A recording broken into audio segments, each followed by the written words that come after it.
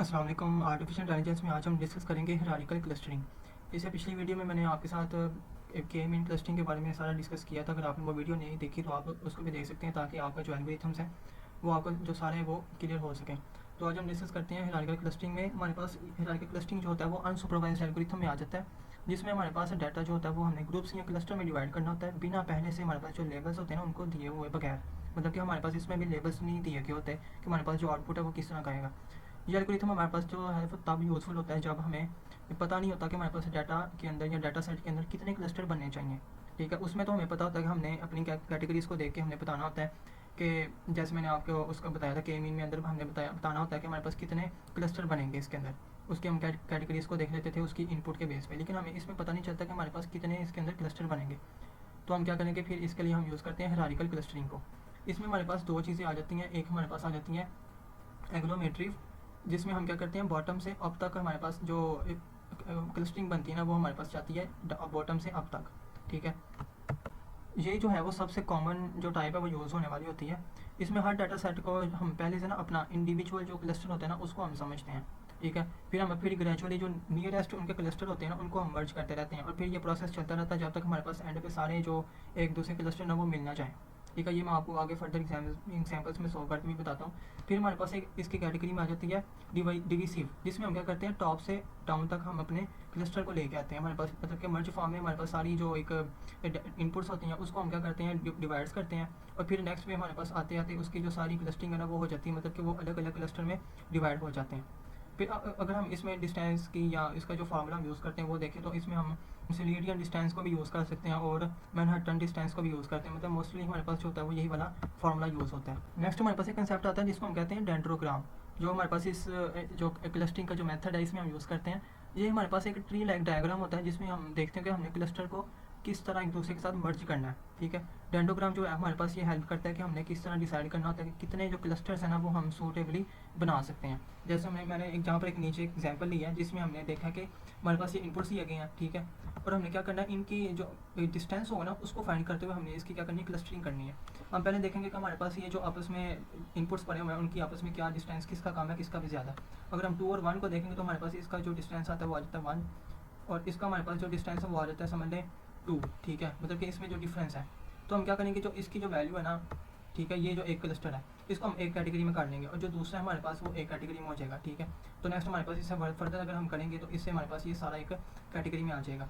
तो अगर हम इसको क्या कहते हैं डिविसिव में करें तो हम हमारे पास इस तरह आ जाता है। ठीक है, और ये हमारे पास आ जाते हैं एंडोग्रामेटिव में। ये एक कंसेप्चुअल एग्जांपल है जिसमें मैंने एक आपको थोड़ा सा कंसेप्ट दिया। नेक्स्ट हमारे पास इसकी एक डिटेल्ड एग्जांपल है जिसमें मैंने क्या किया कि कस्टमर्स है हमारे पास कितने कस्टमर हैं, हमारे पास 6 कस्टमर हैं। उनकी हमारे पास क्या है इनकम दी गई है। ठीक है, इनकी इतनी इनकम है और हमारे पास उनका जो स्पेंडिंग स्कोर है ना वो दिया गया है। ठीक है, ये मतलब कि हमारे पास ये इतना स्कोर है इनका किसी चीज़ को खर्च करने के लिए या अपनी जो आमदनी है उसको खर्च करने के हवाले से। ठीक है, तो हम इसमें भी X1 X2 के कंसेप्ट को यूज़ कर सकते हैं। तो हमने क्या करना है इनके जो आपस में एक क्लस्टरिंग करनी है ना, अब हमें ये नहीं पता कि हमने इसमें क्लस्टरिंग करनी कितनी है। मतलब कि पहले तो हम के-मीन में कोई 2 से ट्रोयड्स लेते थे ना, तो हम उनकी बेस पे हम क्या करते थे अपने क्लस्टर बनाते थे। लेकिन हमने इसमें ये नहीं करना, हमने इसमें एक हायरार्की क्रिएट करनी है, एक ट्री टाइप का एक डायग्राम समझने क्रिएट करना है जिसमें हमने अपने क्लस्टर को बयान करना है। तो हम क्या करेंगे, हम इनके जो आपस के डिस्टेंसेस है ना वो देख लेंगे। मिसाल के तौर पर समझ लें हमने पहले ए बी का आपस में डिस्टेंस ले लिया। ठीक है, फिर सी डी का ले लिया, फिर ई एफ का ले लिया, और इसी तरह हमने फिर ए का हमारे पास मतलब ई से ले लिया, एक एफ के साथ ले लिया। मतलब कि आपकी जितनी पॉसिबिलिटीज़ आप बनाना चाहते हैं आप उसको ले सकते हैं। मसलन के समझ लें 2 हमारे पास कस्टमर हैं, वो एक ही मतलब कि सेल के अंदर जा रहे हैं। ठीक है, तो वो उनका आपस में एक दूसरे का जो डिस्टेंस होगा ना वो हम फाइंड करके उसकी जो उसके साथ क्लस्टरिंग होगी ना जिस सेल के साथ होगी हम उसको उसके साथ ऐड कर देंगे। जैसे मैंने यहाँ पर अपने अकॉर्डिंग थोड़ी सी जो है हमने यहाँ पर क्या किया हुआ है, मैंने डिस्टेंसेस फाइंड किए हुए हैं, मतलब कि ए का बी के साथ, फिर सी का डी के साथ, फिर ई का एफ के साथ, फिर डी जो कस्टमर है वो एफ के साथ डिस्टेंस फाइंड किया तो उसकी जो हमारे पास आ जाती है डिस्टेंस वो ये आ जाता है। फिर सी एफ का लिया, फिर बी डी का लिया, फिर ए डी का, फिर बी सी का, और इस तरह फर्दर ऑन हमने यहाँ पर 10 लिए हुए हैं। तो हमने क्या करना है इनके जो डिस्टेंसेज है ना उनकी बेसिस पे हमने क्या करना है अपनी क्लस्टरिंग को बनाना है हायरार्किकल क्लस्टरिंग में। जो पहले हमारे पास मेथड था वो हमारे पास था एग्लोमेट्री में हम क्या करते हैं हम बॉटम से अप जाते हैं। ठीक है, कि जिसमें हमारे पास जो उसकी क्लस्टरिंग होती है वो बननी होती है। हम सबसे पहले हमने क्या देखा कि हमारे पास हमने इनमें से सब में से देखना है जो हमने डिस्टेंसेज निकाल दी हैं उनमें से देखना है कि जिसकी वैल्यू सबसे छोटी है ना हम उसको एक क्लस्टर में डाल देंगे। अगर हम देखें तो इसमें हमारे पास जो सबसे छोटी कैटेगरी है ना वो हमारे पास आ जाती है ई और एफ़ की, ठीक है। और हम क्या करेंगे, ई और एफ़ को एक कैटेगरी में डाल देंगे, मतलब कि इनका एक क्लस्टर बन गया, ठीक है। फिर हम इससे नेक्स्ट देखेंगे हमारे पास जो सबसे छोटा है वो हमारे पास एक ए बी बनता है और एक बी सी बनता है, ठीक है। तो हम क्या करेंगे, दोनों में से कोई भी ले सकते हैं, एक हमने समझ लिया बी सी सी डी ले लिया, ठीक है। और हमारे पास उससे नेक्स्ट हमारे पास एक छोटा बनता है ए बी वाला, तो हमने क्या किया, ए बी वाला एक क्लस्टर ले लिया। अब हमने देखा कि हमारे पास ये 3 क्लस्टर बन चुके हैं, ठीक है। ये हम और इससे फिर नेक्स्ट हमारे पास जितने क्लस्टर है ना वो मतलब कि 2 कस्टमर की जो आपस की डिस्टेंसेस के वाले से किसी एक चीज़ को परचेज़ करने के लिए जो डिस्टेंस है ना, हमने उनको एक क्लस्टर में ऐड करना है। तो हम क्या करेंगे, फिर उन कस्टमर्स की जो डिस्टेंस है ना उसको फाइंड किया, तो फिर हम उसको उस क्लस्टर के अंदर ऐड कर देंगे, जैसे हमने डी और एफ़ को किया, ठीक है। अब हमारे पास डी जो है ना वो इस कैटेगरी में है और एफ़ हमारे पास इस कैटेगरी में है, ठीक है। तो हमारे पास ये समझ लें एक क्लस्टर में आ गया ये वाला, मतलब कि डी और एफ़ हमारे पास एक क्लस्टर में आ गया। फिर इसी तरह हमारे पास सी और एफ़ है। अब सी और एफ़ हम समझ लें कि हमारे पास ये सी और एफ़ एक क्लस्टर है और ई और एफ़ हमारे पास एक क्लस्टर है। तो इसी तरह हमारे पास ये भी एक ही क्लस्टर बन चुका है, मतलब कि आप समझ लें कि डी और एफ़ के साथ भी वही क्लस्टर है और सी और डी के साथ भी वही क्लस्टर है, क्योंकि ये दोनों के साथ अटैच है।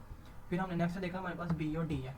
अब हमने बी और डी को देखा तो हमारे पास बन गया एक हमारे पास ये बी वाला है, ठीक है। और बी हमारे पास आ गया यहाँ पर इस वाले के साथ, क्योंकि अब इस क्लस्टर के अंदर भी हमारे पास डी ऐड है ना पहले से, मतलब कि हमारे पास सी भी ऐड है, डी भी ऐड है, ठीक है। और हमारे पास ई भी ऐड है, एफ भी ऐड है। अब हमारे पास क्योंकि एक ही क्लस्टर बन चुका है, ठीक है, तो अब हम इसको ही कंसीडर करेंगे, क्योंकि हमने देखा कि बी के साथ हमने किसको ऐड करना है, डी के साथ। तो क्योंकि ये डी इस क्लस्टर के अंदर ऐड है तो हम इसको बी को इस क्लस्टर के साथ ऐड कर देंगे, तो हमारे पास ये भी एक क्लस्टर बन जाएगा। फिर इससे नेक्स्ट हमने देखा कि ए और डी। अब क्योंकि ए भी हमारे पास इस क्लस्टर में ऐड है और हमारे पास जो पहले से अटैच है वो डी के साथ अटैच है, तो हमारे पास ये भी ए और डी हमारे पास इसी के अंदर कंसीडर हो जाएगा। फिर हमने देखा बी और सी को। अब बी और सी भी हमारे पास इसी के अंदर ऐड है, ये हमने बी वाला लिया, ठीक है। और ये हमारे पास सी है। अब हमने सी वाला जो क्लस्टर है और बी वाला क्लस्टर है ये भी आपस से अटैच है, तो ये भी हमारे पास इसके अंदर कंसीडर हो जाएगा। फिर हमारे पास डी और ई आ जाता है। अब डी और ई भी हमने देखा कि पहले जब हमने मिलाया था इन दोनों को तो हमारे पास डी भी था और ई भी था, मतलब कि डी और ई दोनों क्लस्टर में ऐड है, तो हमारे पास ये भी एक क्लस्टर बन चुका हुआ है, ठीक है। आपके अलग-अलग बन सकते हैं आपकी जो पॉसिबिलिटी है उसके हिसाब से, लेकिन जो मैंने कैलकुलेशंस की हैं वो मेरे हिसाब से ये बन रही हैं। अब हमने देखा ए और सी को। अब क्योंकि ए हमारे पास जो है वो पहले से ये किसी एक क्लस्टर में ऐड है जिसमें हमारे पास सी है, तो हमारे पास ये भी एक क्लस्टर बन चुका है। तो जब हम देखेंगे तो हमारे पास ये एक सारा क्लस्टर बन जाएगा, मतलब कि पहला एक क्लस्टर ये है, फिर हमारे पास क्लस्टर एक ये बन गया, फिर ये बन गया, और फिर फर्दर इसका इन दोनों के साथ क्लस्टर बना और इनके जो आपस के जो कस्टमर थे उनका एक दूसरे के साथ क्लस्टर बना जो कि पहले से ही अटैच है एक दूसरे के साथ। फिर हमारे पास जो फर्दर एक लैदा वाला क्लस्टर था उसको हमने दूसरे क्लस्टर के साथ ऐड कर दिया, ठीक है। तो हमारे पास ये बन जाएगा एग्लोमेट्री क्लस्टर में। फिर इससे हमारे पास आ गया था जो डिविसिव था, उसमें हमें क्या करना था, हमारे पास जो सारी जो लाइंस थी मतलब कि जो सारी इनपुट्स थी उनको हमने लेना और उनकी जो डिस्टेंस की वजह से हमने क्या करना, डिवाइड करना है। हमने डिवाइड किया तो हमने सबसे पहले क्या देखा, तो जो सबसे पहले छोटी वैल्यू थी वो थी हमारे पास ई और एफ की, इन दोनों को डिवाइड किया तो हमारे पास बाकी चारों वैल्यू ये आ गई, ठीक है। फिर इससे नेक्स्ट हमारे पास जो छोटी वैल्यू थी वो डी और सी थी, ठीक है। और फिर ए और बी थी, मतलब कि फिर हमने देखा कि हमारे पास ये जो क्लस्टर है वो 3 बन चुके हैं यहाँ पर अलग अलग कैटेगरीज पे उनके डिस्टेंस के हिसाब से। तो ये सारी कहानी हमारे पास आ जाती है इसके अंदर हिरार्किकल क्लस्टरिंग में। उम्मीद है आपको लेक्चर की समझ आई होगी। Thank you.